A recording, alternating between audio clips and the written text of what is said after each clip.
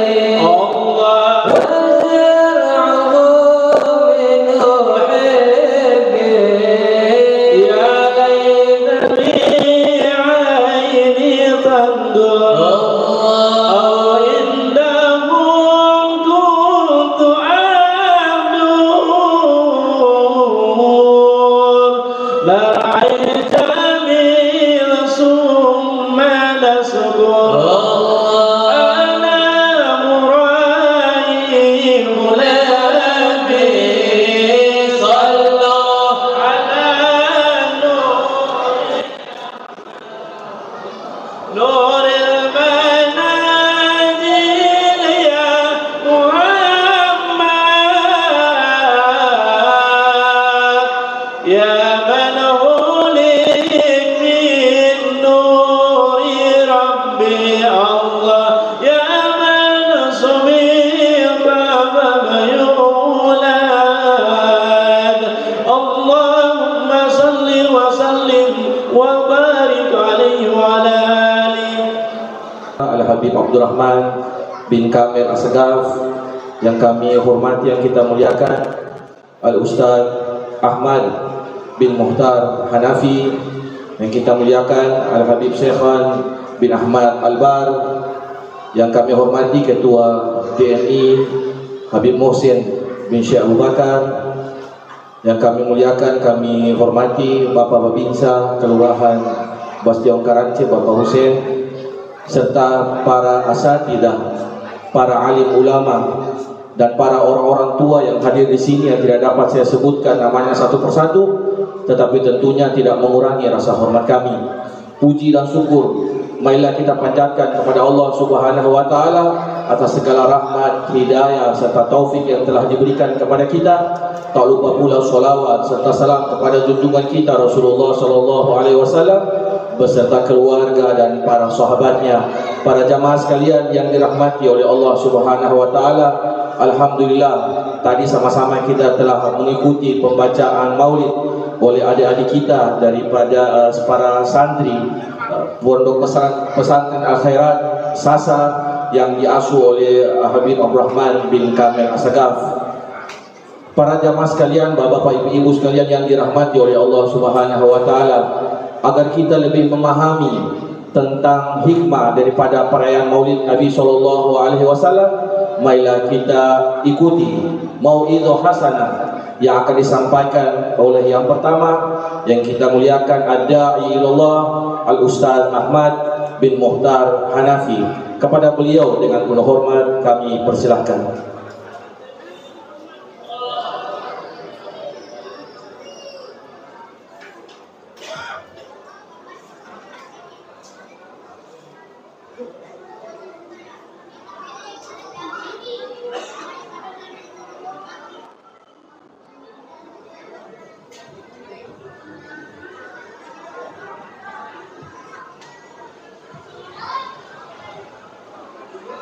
Assalamualaikum warahmatullahi wabarakatuh. Alhamdulillah alladzi hadana li hadza wa ma kunna linahtadiya laula an hadana Allah. Ashhadu an la ilaha illallah wahdahu la syarika lah wa ashhadu anna sayyidana Muhammadan abduhu wa rasuluhu la nabiyya ba'dah. Allahumma salli wa sallim wa karrim ala habibina wa syafi'ina wa qurratu ayunina Muhammad wa ala alihi wa ashabihi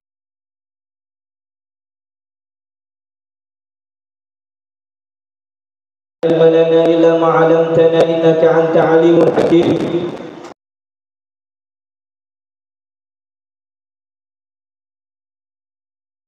Qauli amin amin ya rabbal alamin. Yang pertama yang saya hormati dan saya cintai orang tua kita Haji Ikram bin Sa'id Al-Amari, begitu juga Mudirul Mahad Al-Habib Abdurrahman bin Kamil Asgaf, begitu juga Al-Habib Alwi Albar, begitu juga Al-Habib Syekhul Albar, dan begitu juga kepada imam kita Masjid Alamin yaitu Al-Habib Fauzi Asgaf. Kita doakan semoga guru-guru kita semuanya, orang-orang tua kita semuanya bisa mendapatkan ridhonya Allah Subhanahu wa ta'ala. Amin ya rabbal alamin. Hadirin yang dimuliakan oleh Allah Subhanahu wa ta'ala, puji syukur kita kepada Allah Subhanahu wa ta'ala atas segala nikmat karunia, hikmah yang begitu besar yang Allah berikan kepada kita.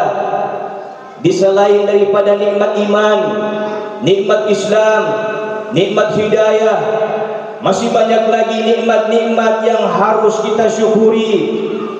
Di antara yang jarang kita hayati, jarang kita syukuri, jarang kita meneteskan air mata. Untuk apa? Yaitu kita bersyukur dijadikannya kita sebagai umat yang paling terbaik, yaitu umat baginda Nabi Muhammad SAW. Ketahuilah, salah satu nikmat yang paling agung, nikmat yang besar, dijadikannya kita sebagai umat Nabi Muhammad SAW. Sehingga Nabi katakan kuota orang yang paling banyak masuk ke dalam surga, sebagaimana disebutkan ada 120 saf. Kata Nabi wa thulutha, 80 daripada saf itu adalah umatku yang akan masuk surga. Kemudian 40 daripada sisanya itu adalah umat yang dibagi oleh Allah Subhanahu wa ta'ala, dari Nabi Adam sampai Nabi Isa. Dan kitalah paling banyaknya nanti yang masuk surganya Allah Subhanahu wa ta'ala.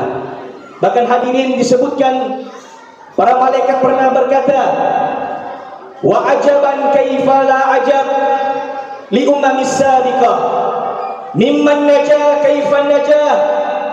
Demi Allah, kata para malaikat, aku itu heran, kami itu heran, kalau seandainya umat-umat terdahulu dari Nabi Adam sampai Nabi Isa ada yang selamat di padang mahsyar, ada yang selamat masuk melewati daripada siratul mustaqim, sehingga kalau seandainya umat terdahulu ada yang masuk surga, malaikat itu bingung dan heran.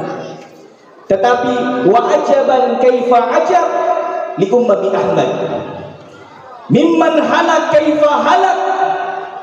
Tetapi demi Allah, kata malaikat, aku itu lebih bingung lagi.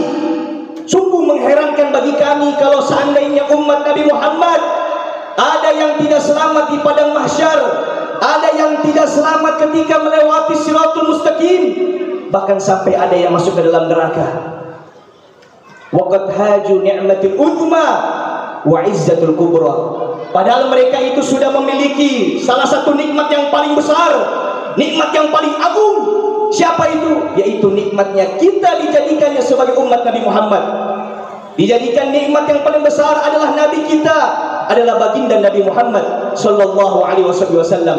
Ya bahta nabi-nabi, ya bahta nabi rasul. Beruntung sekali kita punya nabi seperti baginda Nabi Muhammad. Hadirin yang dimuliakan oleh Allah, salawat dan salam selalu kita basahkan lisan kita untuk bersalawat kepada baginda Nabi Muhammad sallallahu alaihi wasallam. Semoga hadirnya kita di dalam majlis ini bisa menjadi saksi bahwasannya kecintaan kita kepada Nabi itu sungguh luar biasa. Amin ya rabbal alamin.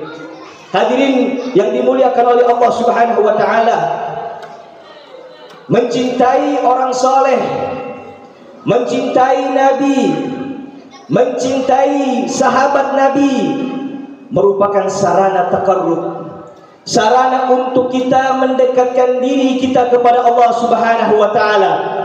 Kalau kita melihat sejarah, para sahabat Nabi itu langsung dididik oleh Rasulullah, langsung ditarbiyah oleh baginda Nabi Muhammad, karena guru mereka adalah manusia yang paling utama, manusia yang paling mulia, dan guru daripada guru, yaitu baginda Nabi Muhammad sallallahu alaihi wasallam.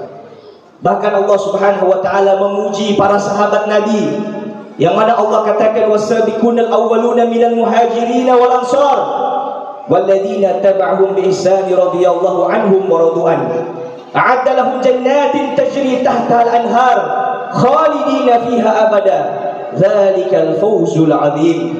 Yang mana Allah puji orang-orang yang pertama-tama masuk Islam dari kalangan muhajirin dan kaum ansar, yang mana mereka ridho kepada Allah dan mereka pun ridho kepada Allah. Mereka ridho kepada Allah dan Allah pun ridho kepada mereka. Dan sesungguhnya mereka itu telah disediakan surga-surga yang di dalamnya mengalir daripada sungai-sungai, dan mereka di dalamnya kekal, dan itulah kemenangan yang nyata. Hadirin yang dimuliakan oleh Allah, para sahabat adalah manusia yang agung, manusia yang mulia. Mereka itu dicintai oleh Allah. Kenapa?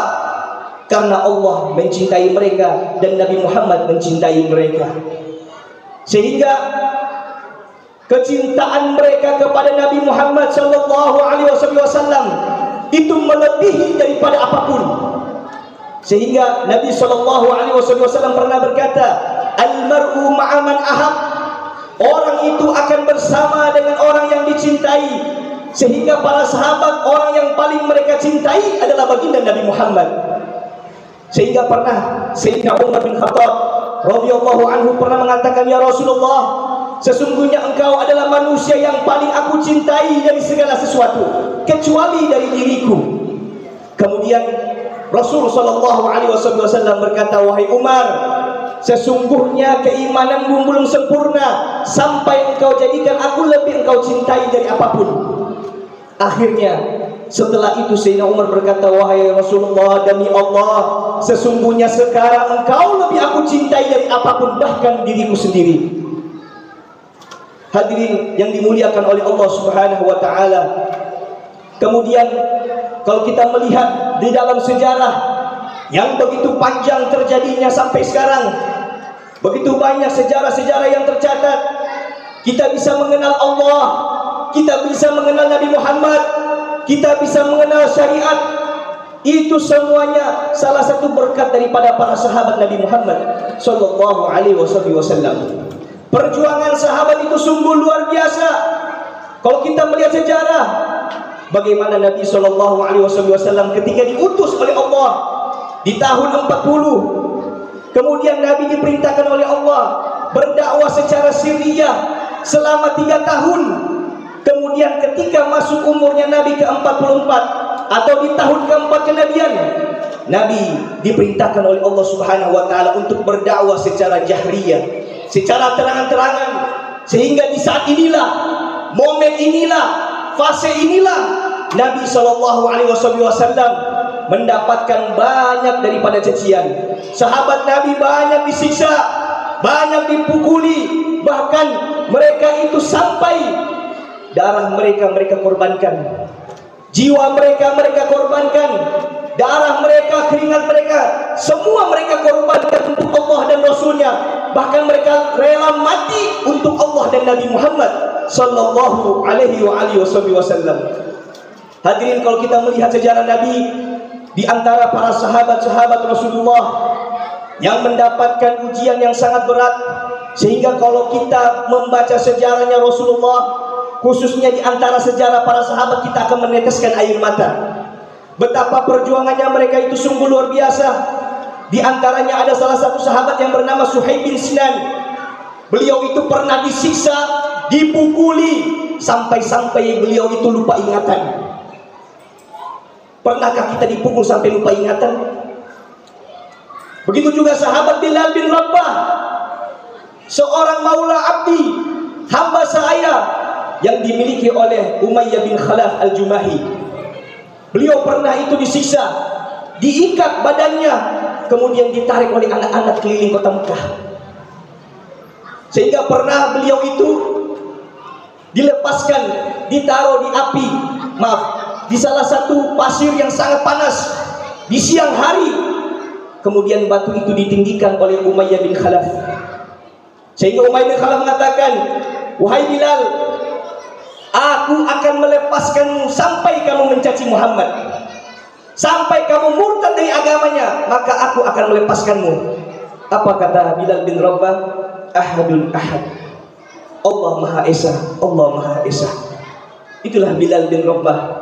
Kemudian ada salah satu sahabat lagi yang bernama Khabbab bin Al-Arad. Beliau itu diriwayatkan pernah dilemparkan ke dalam api, sampai-sampai kulitnya, lemaknya itu terlihat, dagingnya, ketika sampai-sampai membela agama Islam, membela agama daripada Rasulullah sallallahu alaihi wasallam. Begitu juga Abu Fakihah yang namanya Aflah bin Yasar. Beliau juga pernah dicekik sampai mati, hampir mati. Sehingga para kafir Quraisy itu menyangka beliau sudah mati, padahal belum. Inilah para sahabat-sahabat Nabi sallallahu alaihi wasallam yang mendapatkan siksaan yang begitu luar biasa. Hadirin yang dimuliakan oleh Allah Subhanahu wa taala, karena kemuliaan para sahabat itu sungguh luar biasa di sisi Allah. Mereka itu mulia karena Nabi Muhammad sallallahu alaihi wasallam. Sehingga kalau kita melihat sejarah juga, di antara para sahabat, kedermawanan para sahabat yang sungguh luar biasa. Sebagaimana disebutkan ketika Sayyidina Abu Bakar ingin membebaskan Bilal bin Rabah, dia harus membayar 9 uqiyah.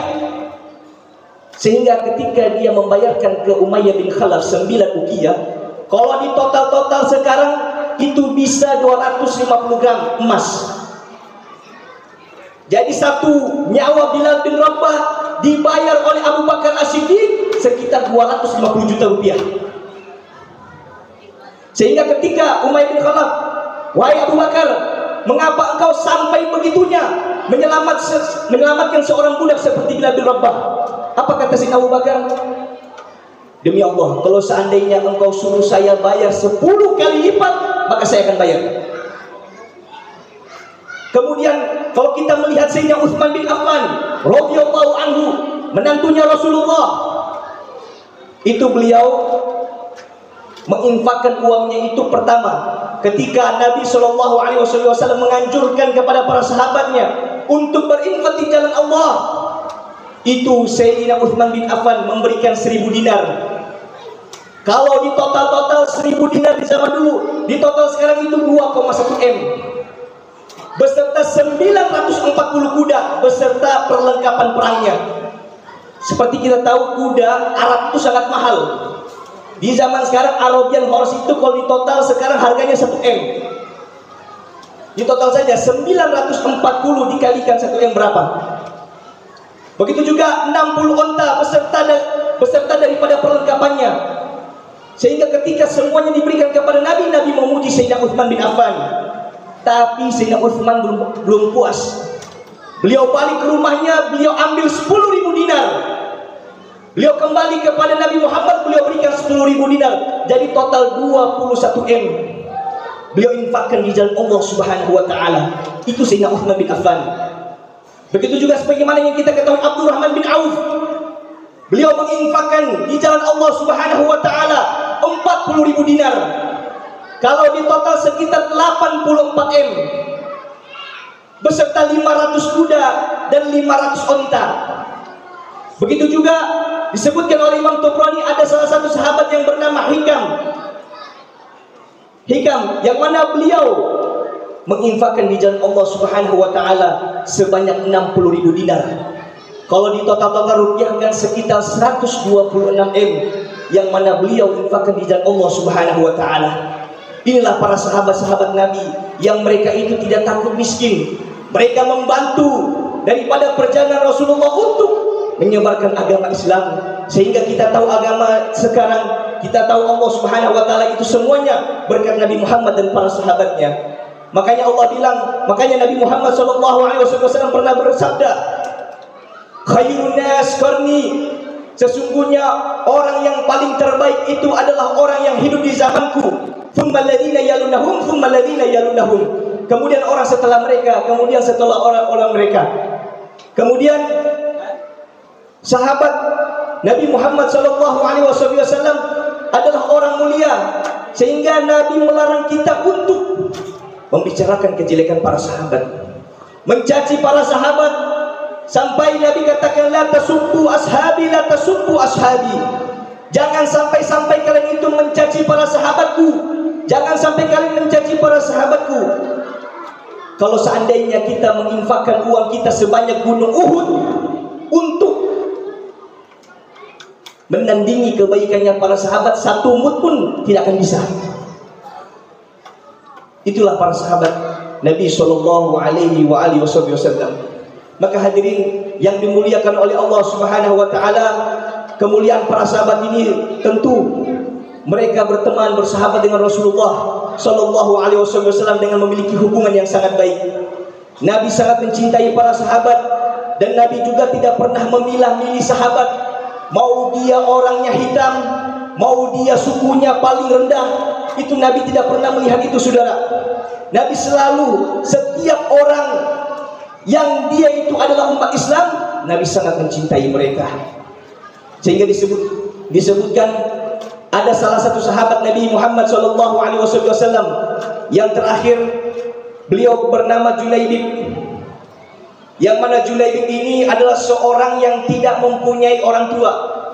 Beliau itu tinggal di salah satu sampingnya Masjid Nabawi. Dan Julaibib ini adalah seseorang yang betul-betul cinta kepada Nabi Muhammad SAW. Hingga suatu ketika Julaibib ini adalah orang yang hitam, orang yang pendek, tidak mempunyai keahlian apa-apa, sehingga banyak para sahabat yang tidak menganggap dia. Adanya Julaibib dan tidak adanya Julaibib sama saja. Tetapi Nabi Muhammad SAW sangat perhatian kepada Julaibib.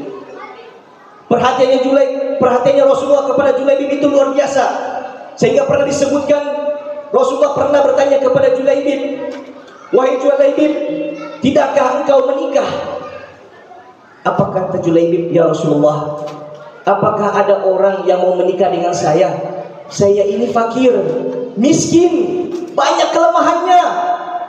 Akhirnya ketika mendengar itu Rasulullah meninggalkannya. Besoknya Rasulullah tanya lagi, wahai Julaibib, tidakkah engkau menikah? Kemudian lagi-lagi Julaibib mengatakan, ya Rasulullah, siapa yang mau menikah dengan saya? Saya banyak kekurangannya, saya miskin. Akhirnya besoknya ketika Nabi tinggalkan, besoknya Nabi tanya lagi yang ketiga kali. Akhirnya sama jawabannya seperti Julaibib, seperti yang dikatakan kemarin. Tanpa basa-basi langsung baginda Nabi Muhammad SAW membawa tangan Julaibib mendatangi salah satu pemuka kaum Ansor. Yang mana ketika Rasulullah dan Julaibib datang, Rasulullah memberikan salam, dan tentu para ahli bait ketika itu melihat Rasulullah datang begitu gembira. Ketika akhirnya Rasulullah datang, Rasulullah bilang, wahai fulan, sesungguhnya kedatanganku ini untuk meminang anakmu. Ketika mendengar pinangan itu, ahlul bait itu sangat senang, gembira. Tetapi Nabi katakan bukan untukku, tetapi untuk Julaibib. Serentak kaget, shock, karena Julaibib orang yang tidak dikenal, orang yang tidak ada nasabnya, orang yang direndahkan. Sehingga akhirnya sahabat tersebut bilang kepada Rasulullah, ya Rasulullah, biarkan aku bermusyawarah dulu dengan istri saya. Ketika bermusyawarah, istrinya menolak.